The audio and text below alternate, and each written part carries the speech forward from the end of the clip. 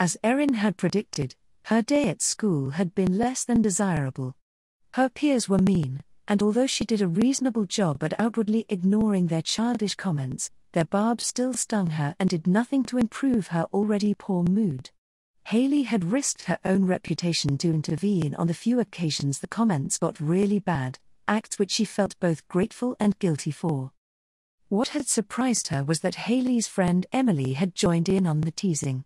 Erin hadn't been too impressed with the girl when she'd met her at the movie theatre earlier that summer, but the one thing that had stuck out was that she was horribly embarrassed about knowing other people performed bodily functions. Other people in the school's crowd had been within earshot at the time, though, so Erin figured that Emily must have managed to overcome her nervousness to insult Erin's bowel control in order to score points with the popular girls. The teasing had seemed to be very awkward and forced, and although the girls Emily was trying to impress laughed, Erin got the impression that they were laughing at Emily's uncertain teasing as much as they were laughing at Erin. Amazingly, her final class of the day, gym, had brought some sanctuary. Although everyone in that class had been a direct witness to her accident, Mrs. Smithers had taken to giving glares that could melt rock to anybody who even so much as grinned at Erin. Erin knew that having the teacher stand up for her like that wouldn't help her situation at all when the teacher wasn't around, but for duration of class, she was happy to have someone on her side. At least it was Friday, she wouldn't have to deal with her fellow students again for another few days. All in all, though, Erin had decided she wouldn't mind skipping the last 30 hours of her life. Her accident, the nightmare of her father's death, and the other students' new attitude towards her were weighing heavily on her. Thus, she was happy to finally be in her and Hayley's secret place, the giant concrete pipe in the middle of the woods. Hayley hadn't even brought a diaper and supplies, although Erin had told her she could. If Hayley was going to be there to listen to her, the least she could do in return was make sure Hayley was enjoying herself. Hayley had insisted, though, that doing so would distract her from listening to Erin, and she wanted to make sure she was paying full attention. So the two of them were now sitting in the tube next to each other, shoulder to shoulder. Erin hadn't said much on the journey there, she'd been trying to think about exactly where to begin. She was still silent, and Hayley seemed to understand that she needed to wait until Erin was ready to speak, so she'd removed her watch and was now playing with it in her hands, trying to reflect light off the face to trace simple shapes on the roof of the tube. Erin finally spoke. "I guess a good place to start would be the first bedwetting that I can remember," she said, glancing over at Hayley. Hayley stopped moving the watch around and held her hand still. "And when was that?" "It was the summer a couple years ago, when I was 9 years old," said Erin. "And it was a few days after my mom died." "Oh," said Hayley, her expression softening. Erin swallowed and continued. "Looking back now, I think my parents both knew well before I did that my mother didn't have much longer to live. I only found out a week before her death, when they took her to the hospital for what ended up being the last time. She never left the hospital alive again. So I guess it's a good thing that I knew a little in advance that she would die, since we were able to say goodbye to each other, but even so, both me and my dad were pretty depressed for a while. So anyway, the morning of her funeral, I woke up, and my bed was absolutely soaked. I remember feeling terrified. I'd never had it happen before, at least not in as long as I could remember. Sure, I had accidents before, but never at night, and it was just different. Well, anyway, my dad came in the room to wake me up, and he obviously found out what I'd done. He didn't seem mad about it as he gathered my wet sheets and told me to go take a shower, but I got the distinct impression that he really didn't want to deal with cleaning up after his daughter's accident at the time. I couldn't really blame him, after all, he just lost his wife, and I knew he was really busy in all the aftermath of that, but I still felt guilty and responsible.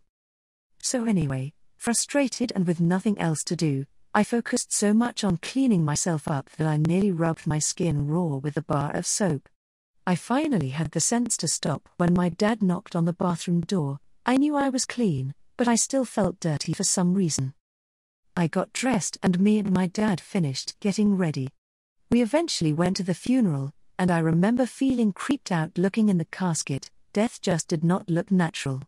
My dad didn't let me look too long, which was probably a good thing, and he eventually went and sat down with me. What bothered me was I knew I should be paying full attention to the speeches that various people were giving about my mother, but I was having trouble focusing. I'd been sitting with my arms folded and head down, and the smell of soap on my skin kept tickling my nose and reminding me of what I'd done that morning. Here I was, at the ceremony for the final goodbye to my mother, and I couldn't stop thinking about wetting the bed. I hated myself for it at the time, but try as I might, I just couldn't stop getting distracted. Haley had put her arm around Erin by this point. That doesn't make you a bad person, though. I know it doesn't, admitted Erin, but it's hard not to think that at times. Anyway, the bedwetting continued, but luckily it wasn't very frequent. Maybe a few times a month, nowhere near as often as it happens now. So it wasn't pleasant when it happened, but I could deal with it. Anyway, it didn't take very long before my father got married again. Haley listened to Erin's story with her emotions moving from pity to shock to rage. Hour per hour. And so I spent a few hours at the police station, where they made me explain in detail everything I just told you, which at the time I wasn't quite ready to do. It's still hard, even now. Haley looked over at Erin. She did seem to be visibly agitated, her face was red, and although she wasn't crying, her eyes were watering. Erin continued. So after that, they sent me to some sort of shelter for a few days, until your parents came out to pick me up, which I'm really glad for. You and your parents have been absolutely wonderful to me. Haley had suspected that Erin's past had been troublesome, but she hadn't expected it to be quite as bad as she now realized it was. Nobody deserved to experience that, but Erin had, and Haley now fully understood why she seemed to be constantly surprised that anybody would want to help her. That's amazing, she finally stammered. I had no idea you went through that all. Thanks for listening, Erin choked. It really helps to have someone I trust enough to be able to tell this to. Haley squeezed Erin a little tighter. And I'm assuming you don't want me to share what you just told me with anybody? Erin looked over. Please don't. Of course. Just. Wow. I still can't believe you went through all this, and you still came out okay. I think you're the strongest person I know. Erin blushed at the compliment. Thank you, she whispered.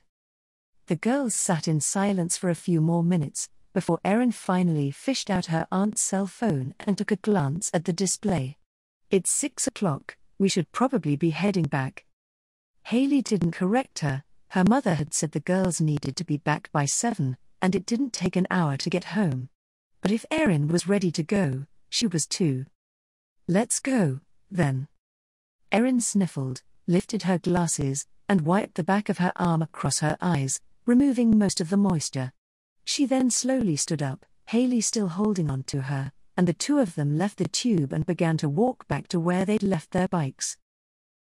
Haley was glad Erin had decided to share, but she'd be lying if she claimed that the story hadn't put her in somewhat of a depressed mood herself. It was in the past, and nothing like that should ever happen to Erin again, but it was still really sad to think about. She needed some relaxation time. Luckily, she knew her parents would be going out to dinner and a movie later that evening. With Erin's permission, she'd be able to indulge herself and relieve some of her stress. Hour per hour. Haley grabbed the last slice of pizza from the box after confirming that Erin was full, and was in the process of eating it when her mother and father appeared in the dining room again. We're going to head out now, Haley's dad said, and it'll probably be pretty late before we get back. It's the weekend, so you two can stay up however late you want, but just make sure you clean up after dinner when you're done eating.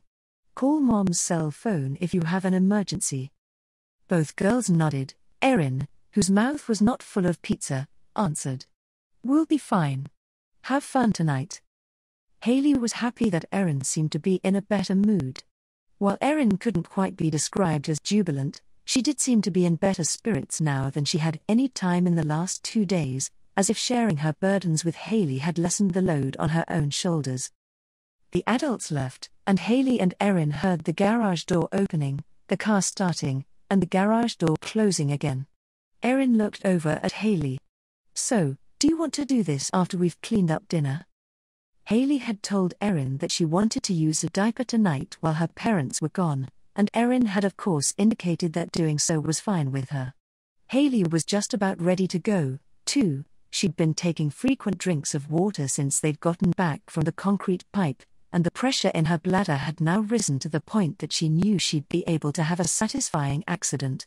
Maybe even a second one. Her parents were going to be gone for a few hours, and she knew that not all of the water she drank would have gone through her system in the time it would take to throw away the pizza box and put on a diaper. She swallowed what was in her mouth. "Yeah, I'll be ready. Thanks again for letting me do this."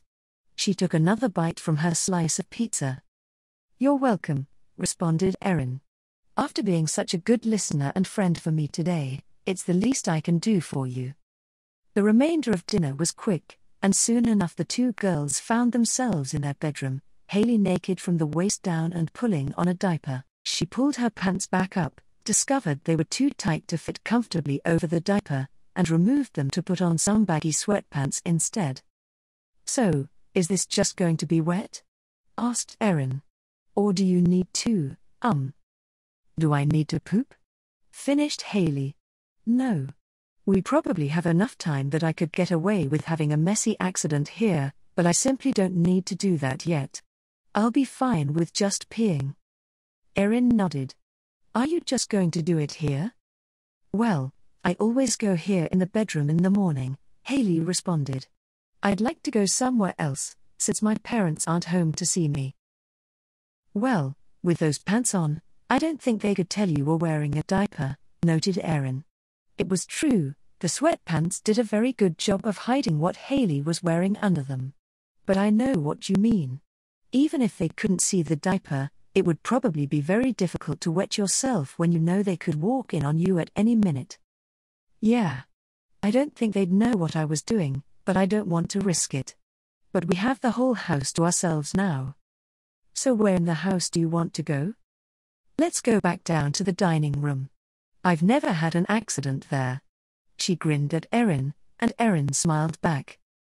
The girls went to the dining room, taking seats next to each other. "So, you've never wet your pants at dinner?" Erin joked. "It seems like an appropriate place. After all, most of your food and drinks go in here, you'd think they could also come out here." Haley smiled back. "No, I can't say that I have. Maybe we should petition to have toilets installed in dining rooms, just for that reason. Or we could just eat dinner in the bathroom," said Erin. "Anyway, are you ready?" Haley focused her attention on her bladder. She wasn't desperate yet, but she still felt very full. "I'm ready." "Go ahead, then," said Erin. Haley closed her eyes, focusing all of her attention on her sense of touch, eagerly anticipating the sensations she was about to feel. She relaxed with minimal effort, and silently sighed as the warmth flowed out of her and spread through the waiting diaper, triggering the euphoria that came from both the physical comfort and the notion of naughtiness associated with her accident. The feeling was more amazing than usual, and as the urine washed around her, the general uneasiness brought on by Erin's confessions was washed out of her mind. She forced herself to remain relaxed until the last few drops had found their way out, and she opened her eyes to see Erin's face, with just the slightest hint of both a smile and a blush. "It looks like you really were enjoying yourself," her cousin remarked. "That was incredible," admitted Haley. "I don't know why, but it felt better than usual." Erin's smile widened, apparently knowing that Haley was having fun was sufficient to improve her own enjoyment. "Do you want to stay in it for a while, or were you going to get changed soon?" "I think I might have to go again before my parents get home," she said, taking another drink from the glass that was still on the table to highlight her point. "But although this feels good now, I don't think it'll hold another wetting, and I don't want to wait that long to change anyway, so maybe, half an hour or so and you'll put on a fresh diaper? I'll probably be ready by then. And right now, it's..." She glanced down at her watch. Or at least, she glanced down at the pale band on her wrist where her watch usually was located, and felt a wave of panic course through her. "My watch. Where's my watch?" Haley exclaimed.